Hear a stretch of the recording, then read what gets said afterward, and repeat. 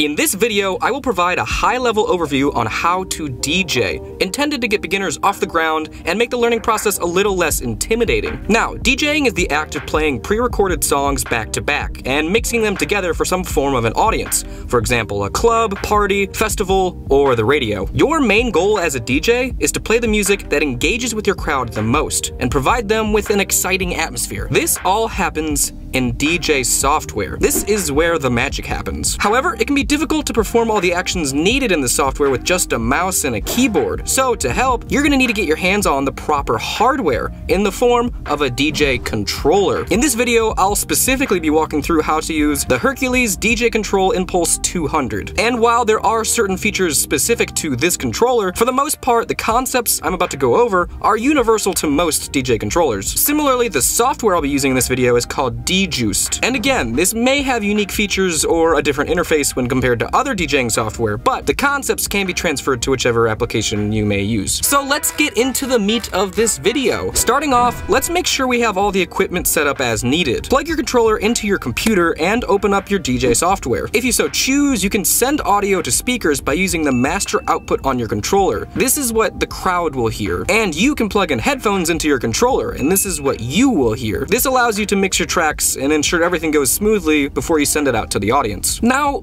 let's mix two songs together. In general, it's best to pick two songs of a similar BPM, or beats per minute. This is essentially the speed of the song, where higher BPM tracks tend to be faster and more upbeat, and lower BPM tracks are slower. You can find the BPM of your songs in your DJ software as a reference. Now, ideally, you could even pick two tracks with the exact same BPM. This is so when we mix between the two songs, the transition is seamless, as the beats line up with each other. Otherwise, if the beats don't line up, the transition is jarring and won't feel as natural for the audience. Now, if the BPM of your tracks aren't identical, that's not the end of the world. In fact, that's even part of your job as a DJ. There's a workaround where you can temporarily speed up or slow down a track until they match. This process is called tempo matching. We'll get into how to do this in just a moment. So for now, we've chosen two songs with the same or similar BPM. The next thing to do is load these songs up in their respective DJ decks. Deck 1 is on the left half of your software and hardware, and deck 2 is on the right. You can have more decks going at a time, but for a beginner, I recommend only working with two. We can load a song in your software by clicking and dragging a song from the library onto a deck, or on your controller by navigating your library with this knob. Rotating left and right changes which song is selected, and pressing down on the knob moves into and out of directories. Once you've highlighted your desired song, you can press the load buttons for either deck 1 or deck 2. So, whichever method you prefer, load up two different songs with a similar BPM in decks 1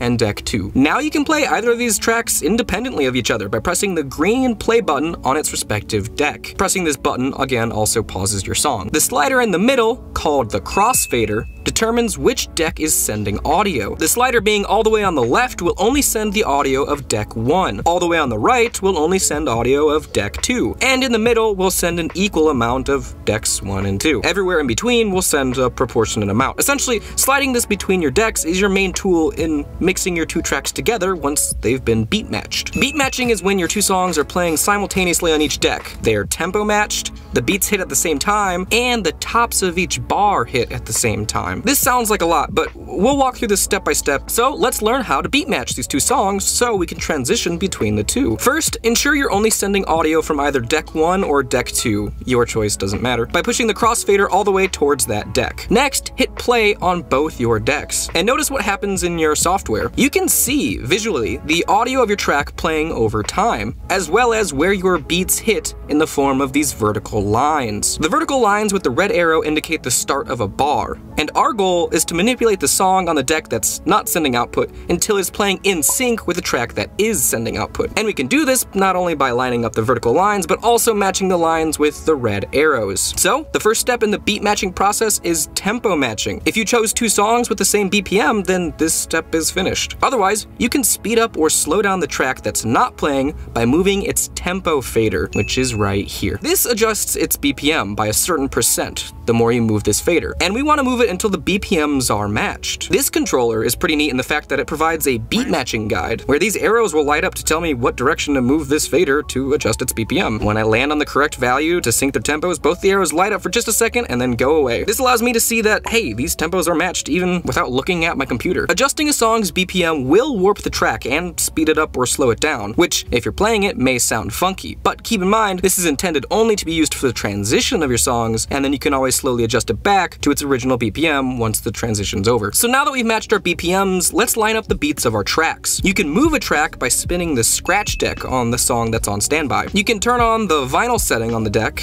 you know, the for major adjustments, since you are rapidly fast-forwarding or rewinding the track. Or you can spin the outer wheel of the scratch decks for fine-tuning, a more precise adjustment. And again, this controller, Hercules DJ Control Impulse, provides me with the beat matching guide so I can see which direction I need to adjust my beats by using these beat align arrows. So again, I can verify I'm all lined up and I don't even have to look at the software. I think that's pretty neat. And now, at this point, we've successfully beat matched our tracks. You can move the crossfader slowly to hear the transition into your other track.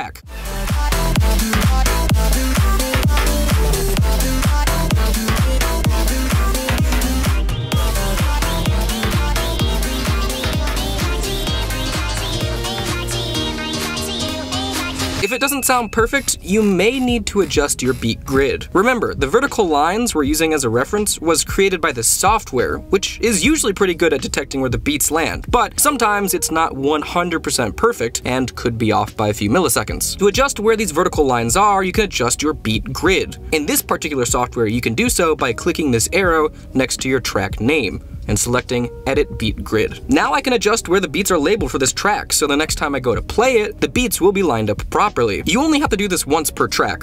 At most. Sometimes it's good enough the first time you import it. So consider going through and verifying your beat grid is set up correctly for each song you plan on playing before you start your DJ set. That'll just make your life a little bit easier. At this point, once you transition between the tracks, you can stop the track on the deck that's not sending audio, load up another song, and start the process all over again. You know, let your current track play for a bit for the crowd to hear and enjoy, but behind the scenes, you're beat matching with the new song that's coming up. Whenever you get to the point where you want to transition it, start crossfading, rinse and repeat the whole process. In addition to transitioning between your tracks, you can also manipulate the audio of your songs by either adding in filters, EQing the high or low ends, or adjusting the gain, the volume, of your tracks by moving these knobs. And for the most part, that's the basics of DJing. There's more to go out and learn, of course, including queuing up certain points of your tracks, adding in samples, other effects, but for a high-level overview, that should be enough to get you off the ground and help you ease into the world of DJing. So, I hope you found this video helpful. Thank you for watching, and as always, I'll see you in the next video. Bye.